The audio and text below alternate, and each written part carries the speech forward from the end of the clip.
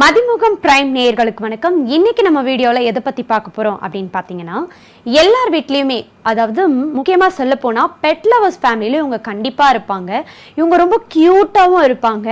யாருன்னு உங்களுக்கு நல்லாவே தெரிஞ்சிருக்கும், நம்ம குட்டி பூனை தான். இன்னைக்கு அதாவது ஆகஸ்ட் 8 வந்து இன்டர்நேஷ்னல் கேட் டேவா நம்மளுக்கு கொண்டாடப்பட்டு வராங்க. இந்த பூனைகளை பற்றி சில சுவாரஸ்யமான விஷயங்களை இந்த தகவலில் தெரிஞ்சுக்கலாம். வாங்க வீடியோக்குள்ள போகலாம். நம்மள எல்லாருக்குமே ஒரு பூனைக்குட்டியை பார்த்ததுமே அதை எடுத்து கொஞ்சம் போலயே இருக்கும். ஏன்னா அது ரொம்பவே கியூட்டா இருக்கும். இந்த பூனைக்குட்டி உலகம் முழுவதும் 40 வகையான இனங்கள் இருக்கிறதா சொல்லியிருக்காங்க. சில சமயம் நம்ம தூங்கிட்டு இருக்கும் போது திடீர்னு குழந்தை அழுவுற சத்தம் மாதிரியே இருக்கும். ஆனா அது என்ன அப்படின்ட்டு வெளியே போய் பார்த்தா அங்க ஒரு பூனைக்குட்டி இருந்து அழுதுட்டு இருக்கும், இல்லைன்னா வந்து சண்டை போட்டுட்டு இருக்கும். இந்த மாதிரி பூனைகள் வந்து மொத்தம் 100க்கும் மேற்பட்ட வித்தியாசமான சத்தங்கள் எல்லாம் கொடுக்குமா. வீட்டுல இனிப்பா கொடுக்குற இந்த பால் மட்டுமே குடிக்கிற இந்த பூனைக்குட்டி கடல் நீரை கொடுத்தா குடிக்குமா என்ன? ஆமாங்க, பூனைகளால கடல் நீரை குடிக்க முடியாதான். அது மட்டும் இல்லாம உலக அளவுல இந்த பூனைக்குட்டியை தான் அதிகமான பேர் வந்து செல்லப்பிராணியா வளர்க்கறதா சொல்றாங்க. நம்ம அம்மா அடிக்கடி சொல்லுவாங்க, நைட்ல எல்லாம் பால் எல்லாம் சேவ் பண்ணி மூடி வச்சுட்டு தூங்கணும், இல்லைன்னா பூனை இருந்தா குடிச்சிரும் அப்படின்னு சொல்லுவாங்க. நம்ம குழந்தையா இருக்கும் போது ஒரு கொஸ்டின் பண்ணியிருப்போம், ஏமா உங்களுக்கு எங்கேயாவது அறிவு இருக்கா, பூனைக்கு என்னைக்காவது நைட்ல கண்ணு தெரிஞ்சிருக்கா, அதுக்கு இருட்டுல எங்கேயாவது கண்ணு தெரியுமா அப்படின்னு சொல்லி கேட்டிருப்போம். ஆமாங்க, கண்டிப்பா பூனைக்கு இருட்டுலயும் கண்ணு தெரியுமா. பூனையே ரொம்பவே சுத்தமான விலங்கு அப்படின்னு சொல்றாங்க.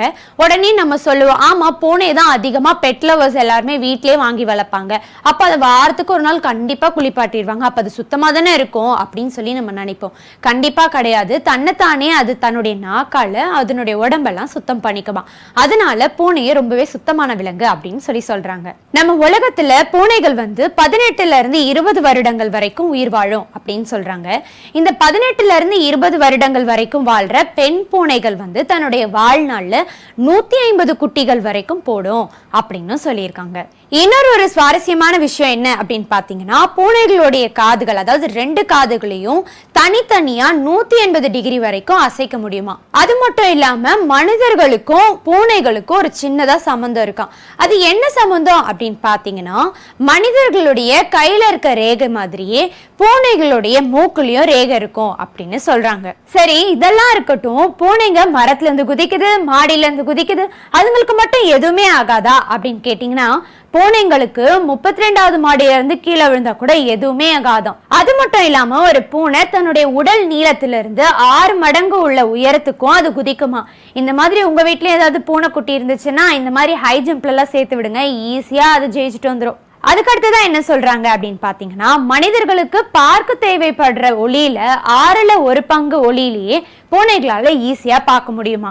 மனிதர்களுக்கு ரொம்பவே ஈஸியா வேர்வை வெளியேறத நம்மளால பார்க்க முடியும். ஆனா பூனைகளுக்கும் வேர்வை வெளியாகுமா அப்படின்னு பாத்தீங்கன்னா, கண்டிப்பா பூனைகளுக்கும் வெளியாகும். ஆனா நம்மளால பார்த்திருக்கவே மாட்டோம் இது நாள் வரைக்கும் பூனைகளுக்குலாம் வந்துட்டு வேர்வை வெளியாறது. ஆனா பூனைகளுக்கு எப்படி வந்து தன்னுடைய வேர்வை எல்லாம் வெளியாகுது அப்படின்னு பாத்தீங்கன்னா, அதனுடைய உள்ளங்கால் வழியா தான் வேர்வை வெளியாகுது அப்படின்னு கண்டுபிடிச்சிருக்காங்க. என்ன நேயர்களே, இன்னைக்கு நான் சொன்ன விஷயம் உங்களுக்கு ரொம்பவே பிடிச்சிருக்கும்னு நினைக்கிறேன். அதுவும் குறிப்பா பெட் லவர்ஸ்க்கு ரொம்பவே பிடிச்சிருக்கும்னு நினைக்கிறேன். இந்த மாதிரி இன்ட்ரெஸ்டிங்கான ஃபேக்ட்ஸோட நெக்ஸ்ட் உங்களை சந்திக்கிறேன்.